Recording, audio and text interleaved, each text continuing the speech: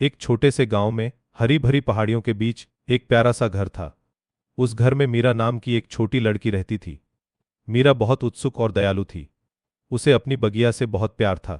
बगिया सिर्फ फूल पौधे की नहीं थी, मीरा के लिए वह एक जादुई दुनिया थी। मीरा हर सुबह अपनी बगिया में जाती थी। वह चिड़ियों की मीठी आवाज सुनती थी और तितलियों को नाचते हुए देखती थी। उसे लगता था कि हर पत्ती और हर फूल में एक रहस्य छुपा है।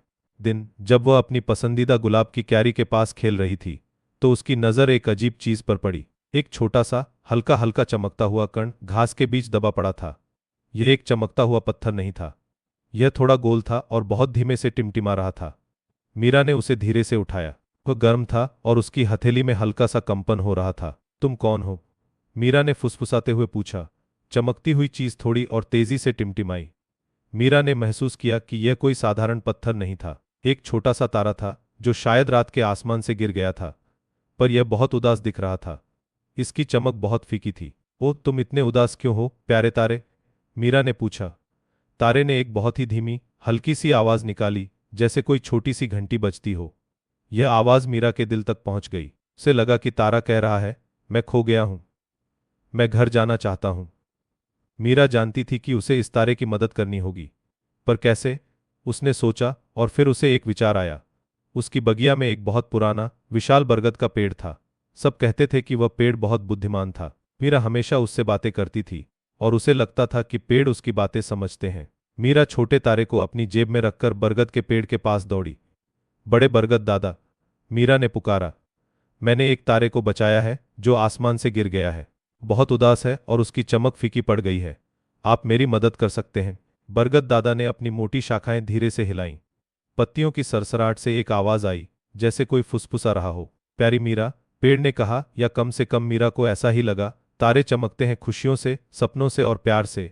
जब वे उदास होते हैं तो उनकी चमक फीकी पड़ जाती है। उन्हें वापस चमकने के लिए इन सब की जरूरत होती है। मीरा ने बरगद दादा का धन्यवाद किया। उसे समझ आ गया था, उसे इस तारे को खुश करना था। वह तारे को लेकर अपनी पसंदीदा जगह पर बैठ गई। उसने तारे को अपने पास रखा और उसे कहानियां सुनाना शुरू किया। उसने बहादुर राजकुमारों और उड़ने वाले ड्रैगनों की कहानियां सुनाईं। जैसे जैसे मीरा कहानियां सुनाती गई, तारे की चमक थोड़ी सी बढ़ गई। तुम चमक रहे हो, मीरा ने खुशी से कहा।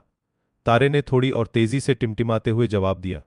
तभी एक गिलहरी जंपिंग और पास आई।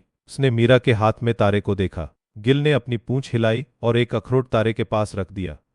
फिर एक छोटी मधुमक्खी गुनगुनाती हुई आई। उसने अपने पंखों से तारे पर फूलों की थोड़ी सी मीठी धूल छिड़की। रंग बिरंगी तितलियां भी तारों के चारों ओर नाचने लगीं। तारा अब और तेजी से चमकने लगा था। उसकी फीकी रोशनी अब एक प्यारी सुनहरी चमक में बदल गई थी। वह नाचती तितलियों को देखकर खुश हो रहा था, गिल के अखरोट को देखकर मुस्कुरा रहा था और मधुमक्खी की मीठी धूल से आनंदित हो रहा था। मीरा को याद आया कि उसकी दादी ने एक बार कहा था कि जुगनू तारों को वापस आसमान में जाने में मदद कर सकते हैं। मीरा ने जुगनुओं को बुलाना शुरू किया। छोटे जुगनुओं, क्या तुम मेरी मदद कर सकते हो? मेरे दोस्त तारे को घर जाना है। कुछ ही देर में सैकड़ों जुगनू धीरे धीरे उड़ते हुए मीरा के पास आ गए। उन्होंने अपनी छोटी छोटी रोशनी से बगिया को जगमगा दिया। वे तारे के चारों ओर नाचने लगे, अपनी चमकती धूल उस पर बरसाने लगे। एक अद्भुत दृश्य था, जैसे कोई जादुई नृत्य हो रहा हो। जुगनुओं की जादुई रोशनी और दोस्तों के प्यार से तारे की चमक अब इतनी बढ़ गई थी कि वह मीरा की हथेली में लगभग तैरने लगा। वह एक छोटे से सूरज जैसा दिख रहा था। तारे ने खुशी से झूमते हुए अपनी सबसे चमकदार रोशनी बिखेरी। अब तुम तैयार हो प्यारे दोस्त? मीरा ने कहा। उसकी आंखों में खुशी के आंसू थे। तारे ने एक आखिरी बार मीठी सी घंटी की आवाज निकाली, जैसे धन्यवाद कह रहा हो। धीरे धीरे वह मीरा की हथेली से ऊपर उठने लगा। तारा ऊपर और ऊपर उड़ता गया, बादलों के पार। वह रात के आसमान में अपनी जगह पर वापस चला गया, जहां उसके जैसे लाखों और तारे टिमटिमा रहे थे। वह अब उनमें से सबसे चमकदार तारा बन गया था। मीरा ने आसमान की ओर देखा। उसे लगा जैसे तारे ने उसे एक खास संदेश भेजा हो। रात भर मीरा को अपनी खिड़की से वही तारा सबसे ज्यादा चमकता हुआ दिखा। यह मीरा का दोस्त तारा था, जो उसे कभी नहीं भूला। मेरे प्यारे दोस्तों, अगर आपको ये वीडियो पसंद आया तो इसे लाइक करें, अपने दोस्तों के साथ शेयर करें और हमारे चैनल को सब्सक्राइब करके हमारे दोस्त बन जाएं।